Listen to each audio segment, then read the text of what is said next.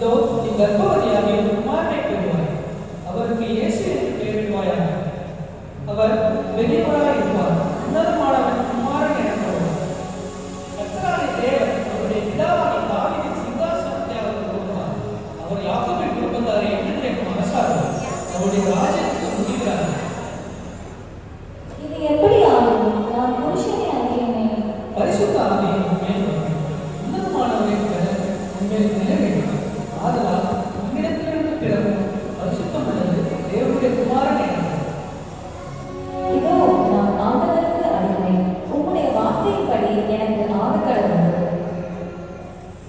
தனக்கு நியமிக்கப்பட்ட மரியாதை கர்த்தவதியான் என்பதை யோசேப்பு அறிந்தான். ஆனால் யோசேப்பு தீர்மானத்தோடு அவளை அவமானப்படுத்த இல்லாமல் ரகசியமாய் அவளை தள்ளிவிட யோசனையாய் இருந்தார். அன்று இரவு தேவதூதன் யோசேப்புக்கு சொப்பனத்தில் தோன்றி, தாவீதின் குமாரனாகிய யோசேப்பே, உன் மனைவியாகிய மரியாதை சேர்த்துக்கொள்ள அனுப்பப்படாது. அவளிடத்தில் உற்பத்தியாயிருக்கிறது பரிசுத்த ஆவியினால் உண்டானது. அவள் ஒரு குமாரனை பெறுவாள். அவருக்கு இயேசு என்று பெயரிடுவாயாக. ஏனெனில் அவர் தமது ஜனங்களின் பாவங்களை நீக்கி அவர்களை ரட்சிப்பார்.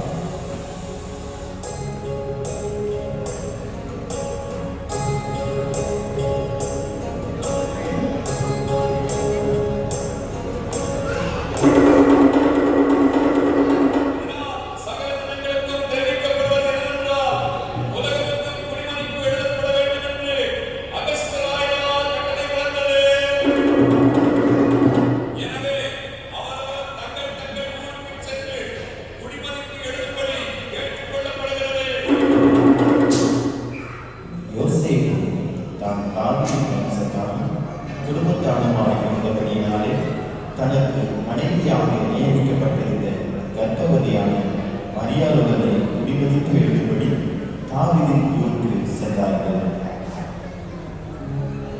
மரியாளுக்கு பிரசவ காலம் நேரிட்டது. சத்திரத்தில் போய் இடம் தேடினார்கள். ஐயா, என் மனைவி கர்த்தவதியாக இருக்கிறார். ஒரு சத்திரத்தில் இருக்கிறதா?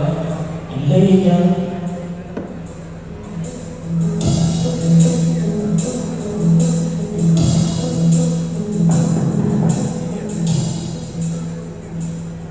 ஐயா, என் மனைவிக்கு பிரசவ காலம் இருக்கிறது.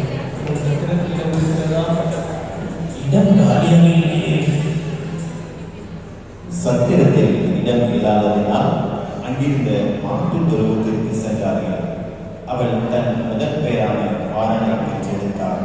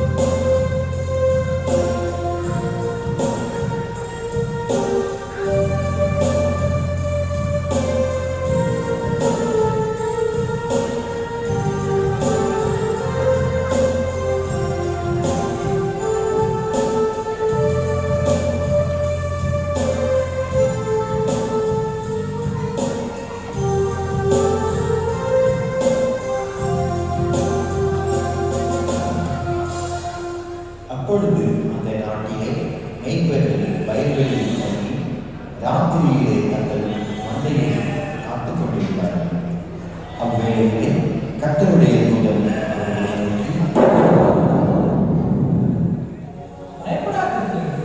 இதோ எல்லா ஜனத்துக்கும் மிகுந்த சந்தோஷத்தை உண்டாக்கும் நற்செய்தியை உங்களுக்கு அனுப்புகிறேன். இன்று கர்த்தராகிய கிறிஸ்து என்னும் இரட்சகர் உங்களுக்கு தாவீதின் ஊரிலே பிறந்திருக்கிறார். பிள்ளையை துணிகளை சுற்றி முன்னணியிலே இடத்திற்கு காண்பீர்கள். இதுவே உங்களுக்கு அடையாளம்.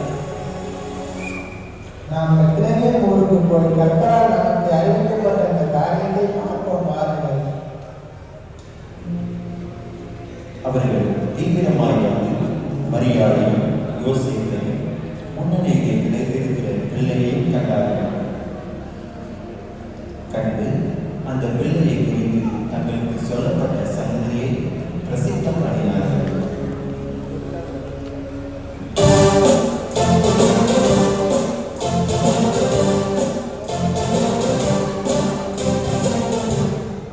பெத்லகேமிலே இயேசு பிறந்த பொழுது கிழக்கிலிருந்து சாஸ்திரிகள் அக்குழந்தையை குறித்து விசாரிக்க எருசலேமில் உள்ள ஏரோது ராஜாவின் அரண்மனைக்கு வருகிறார்கள். ராஜாவை வாழ்க, யூதருக்கு ராஜாவை பிறந்தவர் எங்கே? கிழக்கிலே அவருடைய நட்சத்திரத்தை கண்டு பணிந்து கொள்ளும்படி வந்தோம்.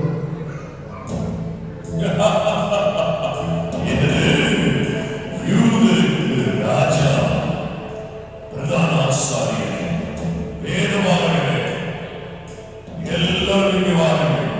நான் விசாரிக்கிறேன். கிறிஸ்துவானவர் எங்கே பிறப்பார் எழுதியிருக்கிறது, பார்த்து சொல்லுங்கள் எனக்கு. யூதேயா தேசத்தில் உள்ள பெத்லகேமில் பிறப்பார் என்று எழுதியிருக்கிறது மன்னா. அப்படியா? நீங்கள் போய் பிள்ளையை குறித்து திட்டமாய் விசாரியுங்கள். நீங்கள் அதை கண்ட பின்பு நான் வந்து அதை பணிந்து கொள்ளும்படிக்கு எனக்கு அறிவியுங்கள். நல்லது, போய் வாருங்கள்.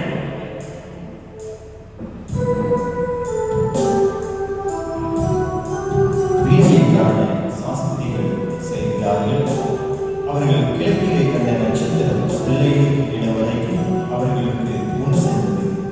அவர்கள் அந்த வீட்டிற்குள் பிரவேசித்து பிள்ளையையும் அதன் தாயாகிய மரியாதையை கண்டு சாஷ்டாங்கமாய் விழுந்து அதை பணிந்து கொண்டு தங்கள் பொக்கிஷங்களை திறந்து பொன்னையும் தூபவர்க்கத்தையும் வெள்ளை கோலத்தையும் அதற்கு காணிக்கையாக வைத்தார்கள்.